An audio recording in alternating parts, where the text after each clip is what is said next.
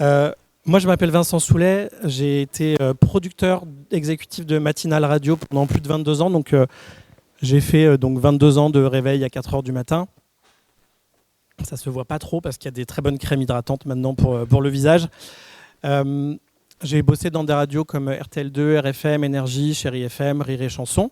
Et depuis 4 ans maintenant, j'ai créé ma société de conseil qui s'appelle Yellow Agency, où je fais donc du personal branding. Enchanté, Jean-François Latour, c'est la première personne qui m'a signé mon contrat, c'est lui. C'est le seul qui m'a fait confiance. Et donc une société de conseil qui s'appelle Yellow Agency, où j'accompagne à la fois des personnalités qui n'ont rien à voir avec la radio, mais sur leur personal branding, prise de parole, réputation, et également des radios, donc des radios à la fois musicales, des radios généralistes également, sur leur contenu, le coaching des talents et puis également la stratégie événementielle. Et j'ai également créé une plateforme qui s'appelle Click and Content et qui est une sorte de veille éditoriale où il y a tout ce qu'il faut quand vous avez besoin d'avoir de l'actu, d'avoir du contenu, vous avez tout ce qu'il faut dessus. Donc j'ai moins de 15 minutes pour vous parler de contenu et justement de l'ère du temps à la radio parce que c'est quelque chose qui est primordial pour moi en matinale. Je vais plutôt me focuser sur les radios musicales. Je vais vous montrer, j'ai fait un petit comparatif, j'ai écouté 2 matinales de radio musicale hier. Hop là, et il y a un chiffre, c'est 7. 7, c'était le nombre de sujets, air du temps qu'il y avait dans ces matinales de radio musicale. J'ai écouté 2 fois 2 heures sur une radio musicale nationale, une radio musicale régionale. 7 sujets air du temps sur plus de 35 sujets. Ce qui n'est pas énorme, ou est-ce que c'est bien, ou est-ce que c'est beaucoup, trop peu, beaucoup ou bien, d'après vous, 7 sujets air du temps sur 35, ne me laissez pas seul. Peu. Effectivement, il y a le mot peu dans la réponse. L'idée, pour moi, une matinale, ça doit être dans le maintenant, dans l'air du temps, et en fait, on doit être incapable de pouvoir la refaire le lendemain. C'est ça l'idée, puisque la radio, ça doit être maintenant. Juste pour qu'on parte bien tous avec la même définition, l'air du temps, qu'est-ce que c'est ?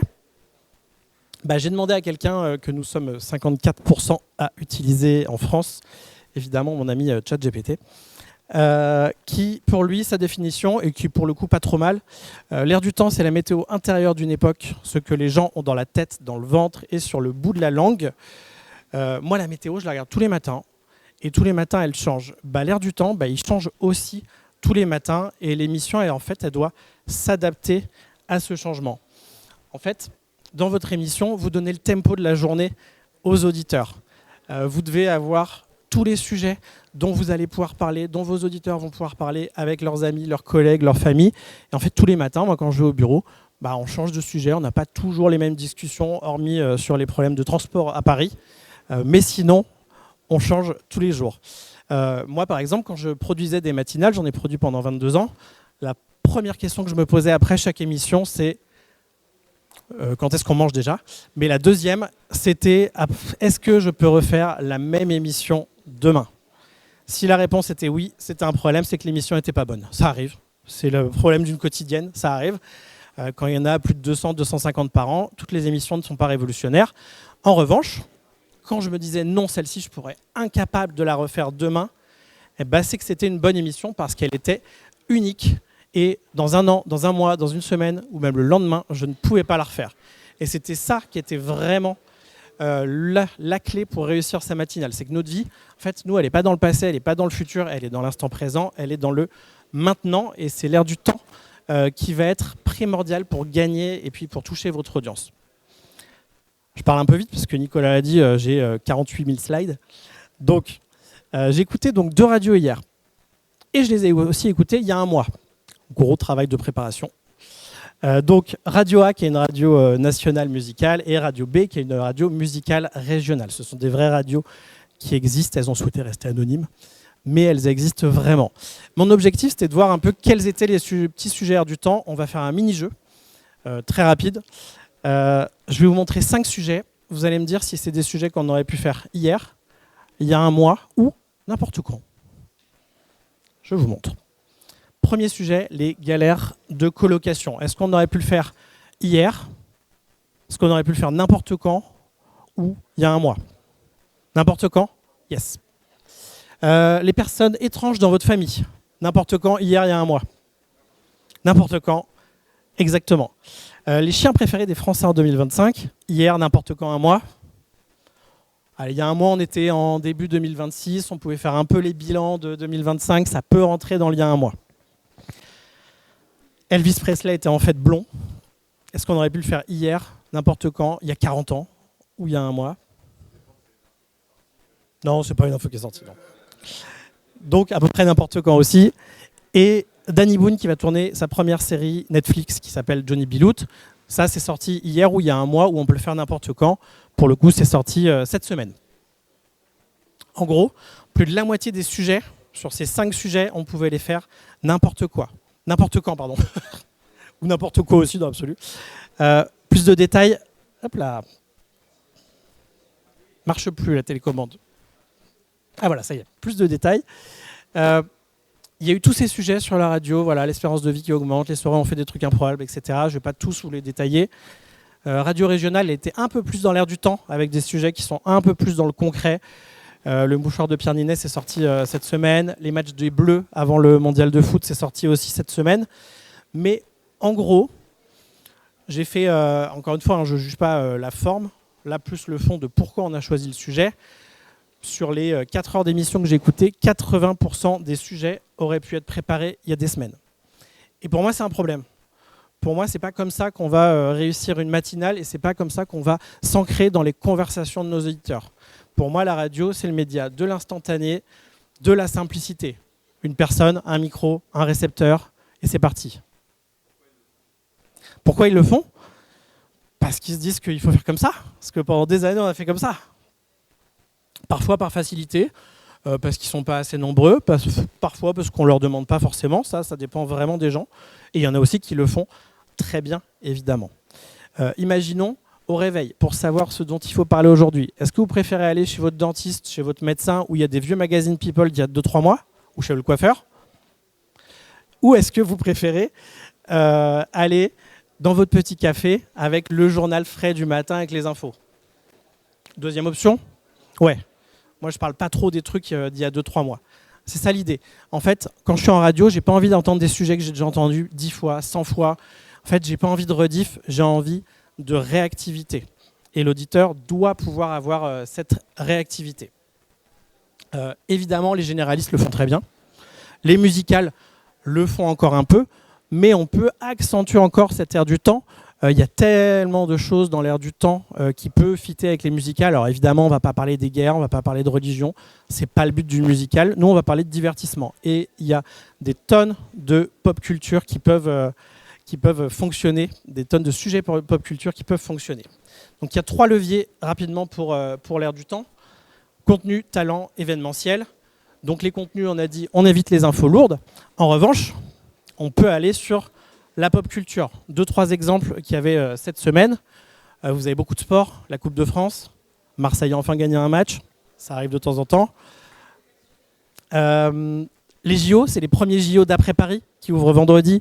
Le tournoi destination, il y a quand même tout ce qu'il faut. Il faut savoir qu'on n'est pas obligé de rentrer dans l'analyse sportive, évidemment.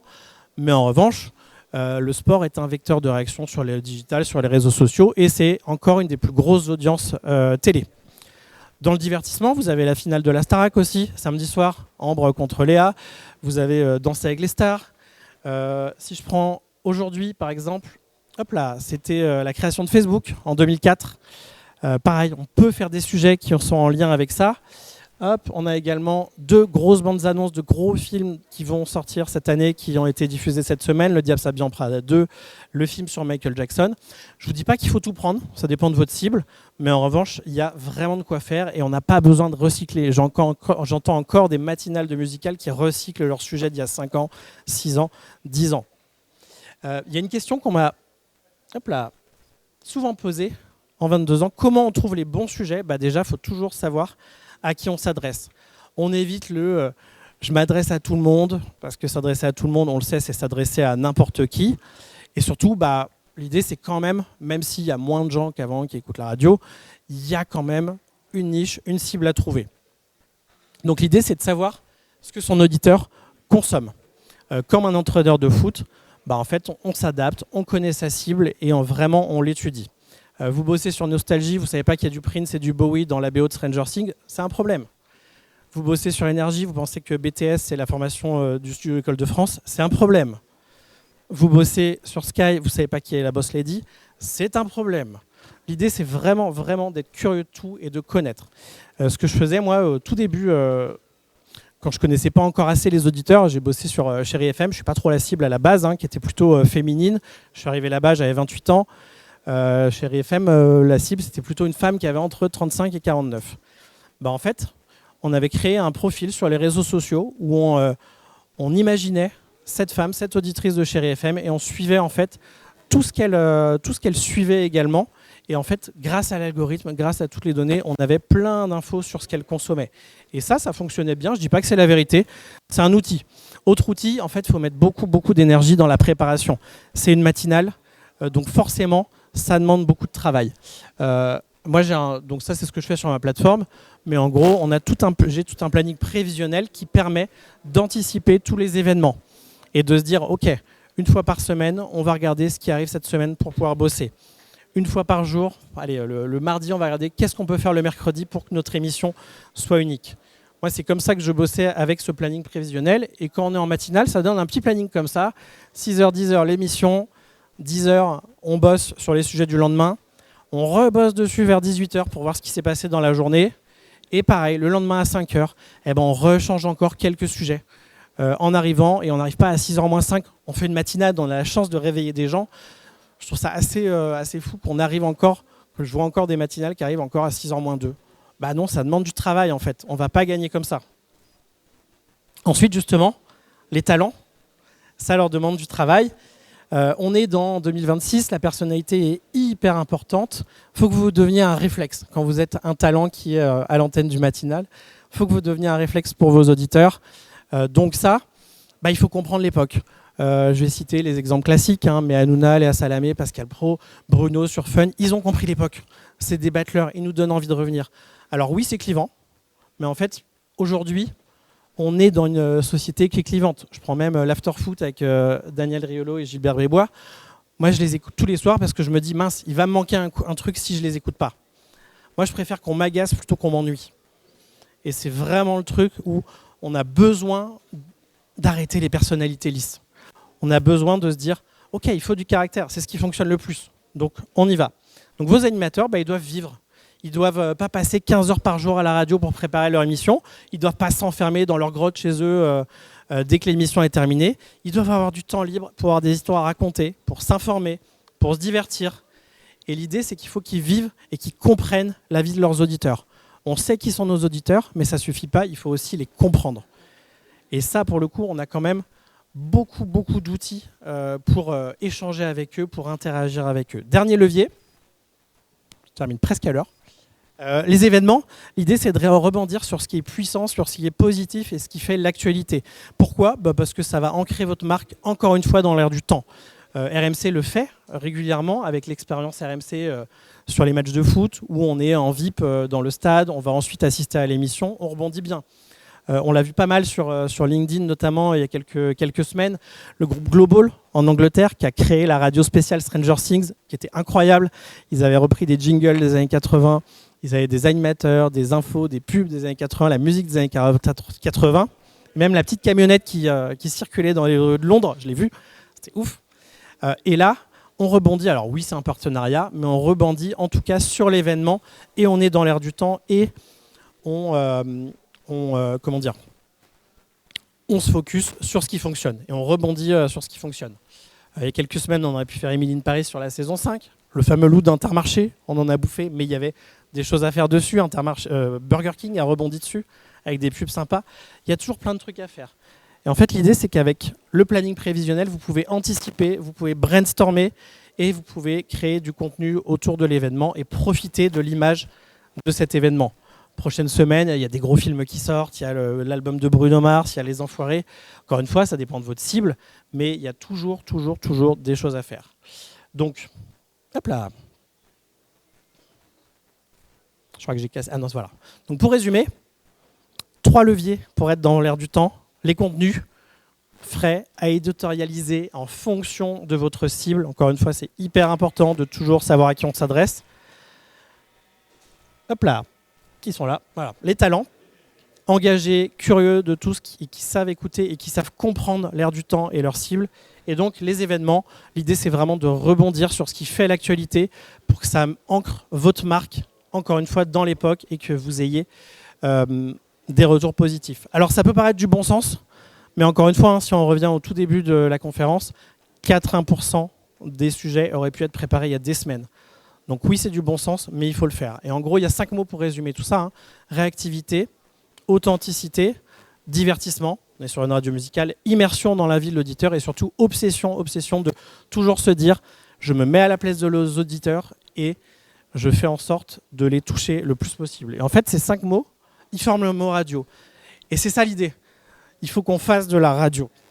Et on l'a peut-être parfois un peu oublié, mais la radio, j'ai mis autant de photos, hein, vraiment. Je pourrais dire à ma mère qu'il y a des gens qui m'ont pris en photo devant les slides.